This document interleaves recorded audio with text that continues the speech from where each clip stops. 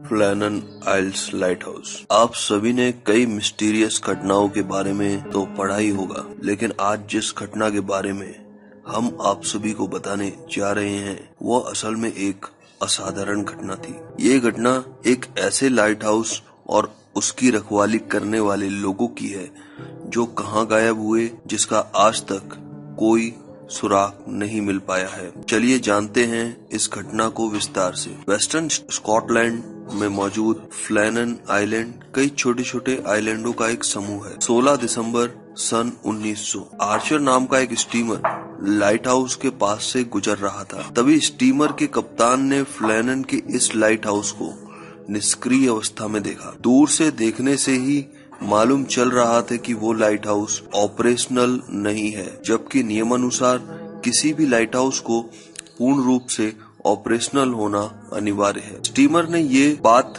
लीथ तट पर पहुंचकर उस लाइट हाउस का रखरखाव करने वाली एजेंसी तक पहुंचाई, जिसे सुनकर वहां सभी लोग दंग रह गए, क्योंकि एजेंसी ने एक हफ्ते पहले ही 3 लोगों को वहां तैनात किया था। थॉमस मार्शल, डोनाल्ड मैकार्थर और जेम्स टुकार्ड। इस आइलैंड का नाम सेंट फ्लेनन के नाम पर रखा गया था, लेकिन यहाँ पर कोई भी आबादी आकर नहीं बसी, क्योंकि इस आइलैंड को हमेशा से ही भूतहा माना जाता था। कई अनहोनी घटनाओं का गवाह माना जाता था। लाइट हाउस की खबर मिलते ही हेस्पेरस नाम के एक रिलीफ जहाज को लाइट हाउस के लिए रवाना किया गया, जिसमें लाइट हाउस पर काम करने वाले लोगों के लिए राहत सामग्री और अन्य जरूरत का सामान भी था। इस रिलीफ वेसल पर मौजूद कप्तान का नाम जेम्स हार्वी था। जब उनका रिलीफ वेसल लाइट हाउस के करीब पहुंचा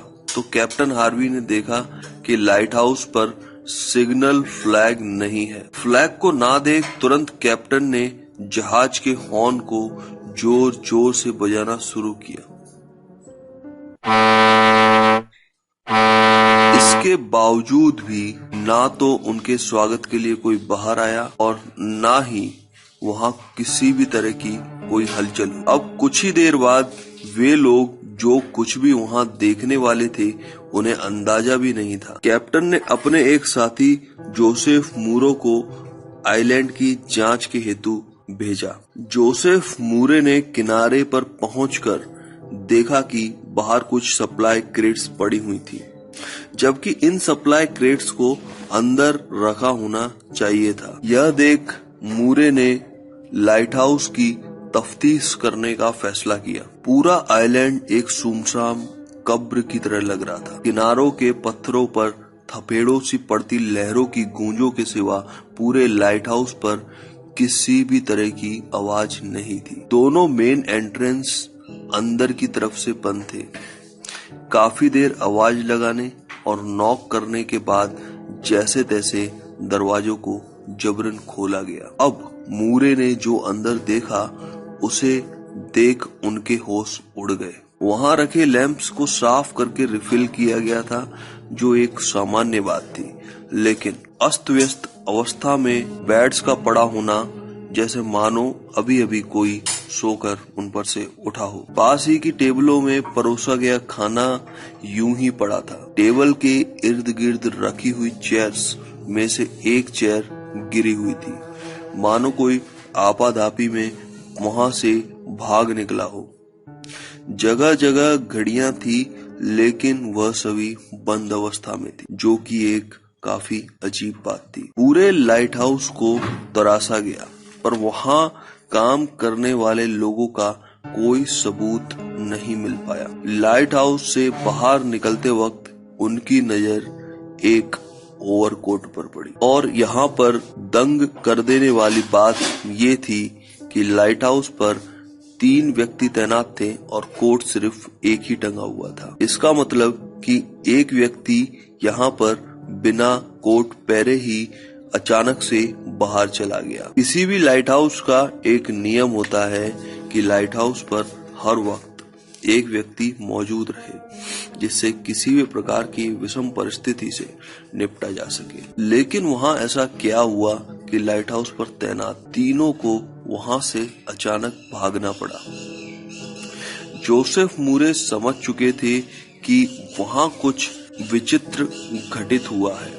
ये बात उन्होंने अपने ही एक सीमेट को बताई और सीमेट को लेकर वे उस आइलैंड के तटवर्ती इलाकों की खोजबीन के लिए निकल गए। तटवर्ती इलाकों की खोजबीन के दौरान उन्हें पता लगा कि पूर्वी तट पर तो सब कुछ सामान्य था, लेकिन पश्चिमी तट पर डैमेज के कुछ सुराग थे। रेलिंग टूटी हुई थी, पटरियां उखड़ी हुई थी, बॉक्स पूरी तरह से तहस नहस हो गया था। अब इतनी सारी चीजों को देखने के बाद उन्होंने टेलीग्राफ के जरिए एक message northern light house board को पारित किया। उस मैसेज में उन्होंने लिखा, फ्लैनन में एक भयानक दुर्घटना हुई है। 3 प्रकाश स्तंभ के रखवाले ड्यूकेट, मार्शल और मैकार्थर द्वीप से गायब हो गए हैं।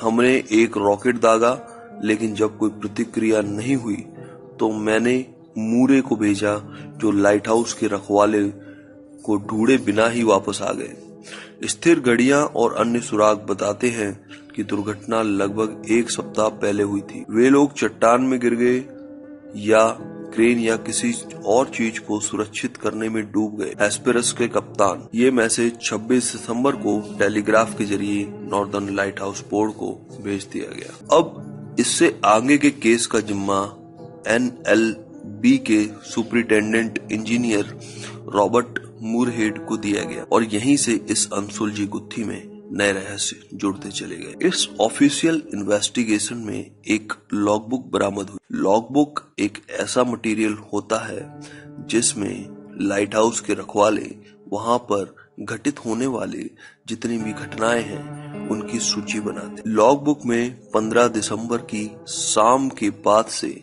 कुछ भी नहीं लिखा गया था, जिसका मतलब था कि 15 दिसंबर की शाम ढलने के बाद उन तीनों के साथ कुछ ऐसा विचित्र घटित हुआ। उस समय लाइट हाउस की लॉगबुक में पिछले 3 से 4 दिनों की एंट्री में यह लिखा गया, उस समय लहरें लाइट हाउस से टकरा रही थी। उन्होंने अपने 20 साल के कैरियर में ऐसी विचित्र लहरें नहीं देखी। लॉगबुक में जेम्स टूकार्ट के गुमशुद होने और डोनाल्ड मैकार्थर के घबराए होने की बात लिखी गई थी। जांचकर्ताओं को ये बात काफी अजीब लगी, क्योंकि जेम्स टूकार्ट, डोनाल्ड मैकार्थर और थॉमस मार्शल ये ऐसे लाइट हाउस के रखवाले थे जिन्हें कई वर्षों का अनुभव था। इससे आगे लॉगबुक में लिखा गया है कि अब हवाओं का रुख कुछ बदल गया है, पर समुद्र अभी भी उग्र लग रहा है। ऐसा क्या था कि ये जानते हुए भी कि वे लाइट हाउस में सेफ हैं, वो इतना घबरा रहे थे।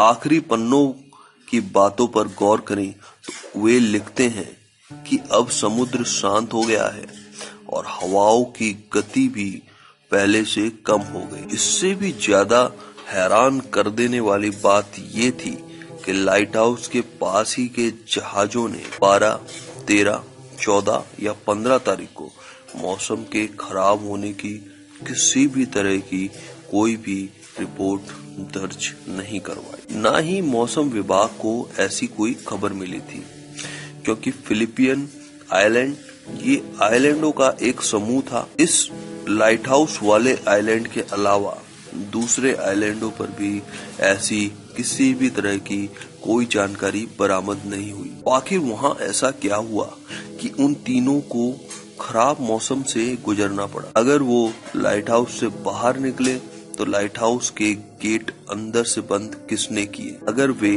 अंदर थे तो उनका कोई भी सुराग अंदर क्यों नहीं मिला? वे गायब हो गए या मर गए?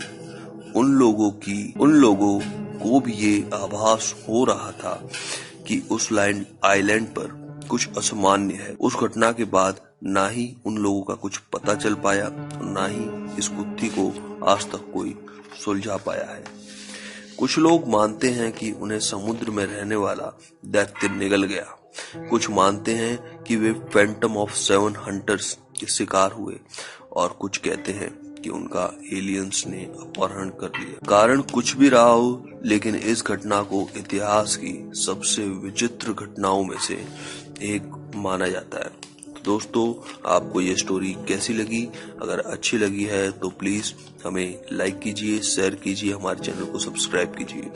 हम आपको इंस्टाग्राम पर भी instagram.com सूरज क्लासेस SURAJKCLASSES और टेलीग्राम पर भी सूरज के क्लासेस के नाम से मिल जाएंगे।